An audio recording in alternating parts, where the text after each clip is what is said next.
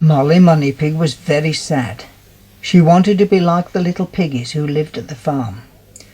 "I'm tired of being just a money pig. I want to be a real pig," Molly said. So off she trotted to see Dr. Croak. "Please, can you help me?" said Molly. I would like to be a real pig, like the piggies at the farm. Can you give me some medicine that will make me one?" Dr. Croak looked very wise, and he said, "Why do you want to be a real piggy? You're nice as you are." But Molly wasn't put off. "Can't you give me anything that may help me?" she wailed. Dr. Croak put his finger to his forehead and thought for a minute. "Well, there is a bottle of medicine that I could let you have, but I do not know if it will change you into a real pig." I'll take it, let me try it," cried Molly eagerly. So Dr. Croak gave Molly a huge bottle of medicine. Molly quickly drank some of it, which tasted horrible and only made Molly feel sick. It didn't change her into a real pig at all. "Oh dear," sighed Molly. She felt very miserable. So miserable that on her way home she didn't notice the dark clouds gathering overhead until the thunder made her jump and the rain pitter-pattered on the ground, making little puddles. She looked down and saw her reflection in a puddle.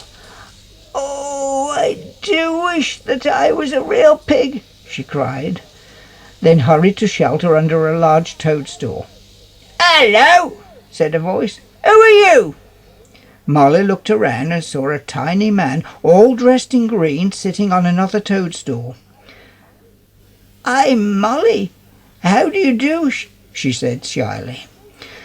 "Pleased to meet you," said the little man. "I'm the man of the woods. Why are you so sad?" Molly told the man her story, and after she had finished the rain had stopped and the sun shone again. "Well," said the little man, "I'm afraid that I can't help you, as I've got to go and gather all the dewdrops whilst the sun is on them, for my winter store. But if I were you, I'd go and see the witch who lives in a cavern on the hill." And with that he was gone. Molly decided that she would visit the witch. She had heard tales of witches before, but although she was very afraid, she started her journey.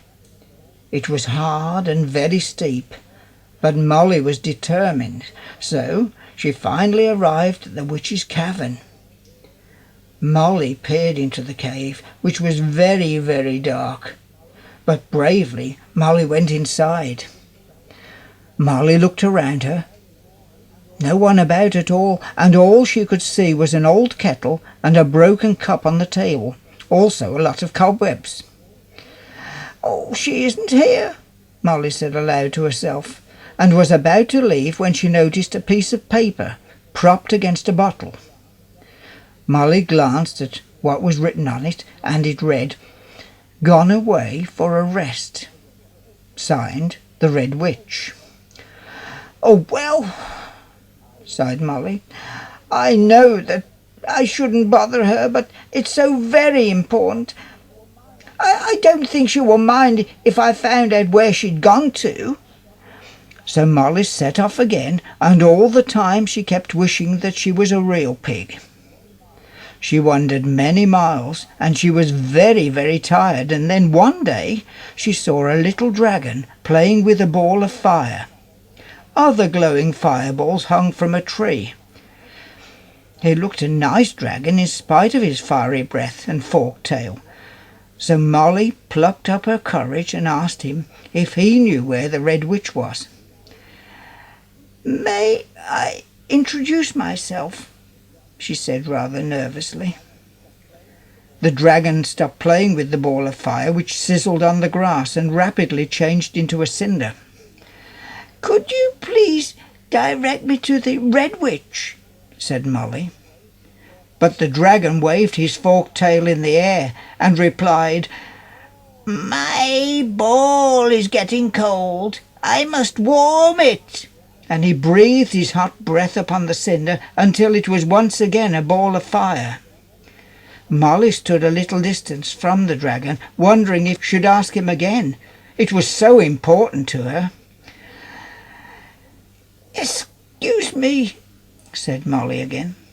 I'm so very, very sorry to trouble you, but please, please, can you help me? I must find out where the Red Witch is."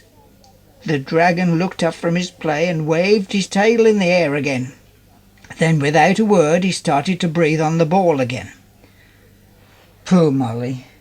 She turned to walk away, but she glanced at the fireball first.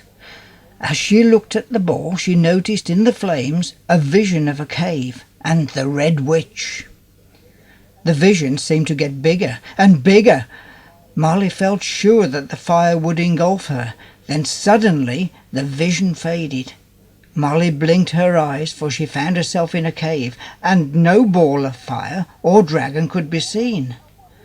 "Well, and what do you want?" rasped a voice, making Molly jump in alarm.